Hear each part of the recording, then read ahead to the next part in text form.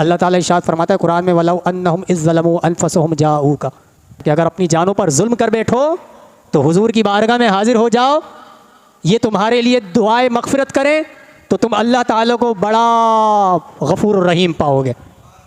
यानी हुजूर की बारगाह में हाजिर हो जाओ, हुजूर तुम्हारी सिफारिश कर दें तो अल्लाह ताला को बड़ा बख्शिश और मेहरबान पाओगे, बख्शिश करने वाला मेहरबान पाओगे। ये कोई आम बारगाह नहीं है। तो आज भी जाएं तो हुजूर की बारगाह में अर्ज़ करें, अल्लाह से दुआ करें, अल्लाह करीम बड़ा बख्शिश फरमाने वाला मेहरबान और रहीम है। अल्लाह ने ये अदब सिखाया ना, अपनी जानों पे जुल्म कर लिया तो आ जाओ मेरी हबीब की बारगाह। तो जानों पर जुल्म मेरे आका की हयात मुबारक तक ही नहीं, बल्कि क़यामत तक जो जो मुसलमान, जो मोमिन अपनी जानों पर जुल्म कर बैठा, गुनाह करना जुल्म ही तो है, रास्ते से भटक जाना अपनी जान पर जुल्म करना तो है। लेकिन जब हुजूर की बारगाह में आए, आओ अल्लाह ने यहाँ आने का अदब सिखाया है।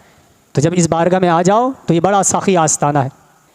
ये सुन कर सखी आपका आस्ताना है दामन पसारे हुए सब ज़माना, हुए सब ज़माना, नवासों का सदका निगाहे करम हो, नवासों का सदका निगाहे करम हो, तेरे बल पे तेरे गदा आ गए हैं। गदा कहते हैं सवाली को, गदा सवाली, सवाल करने वाला, मांगने वाला।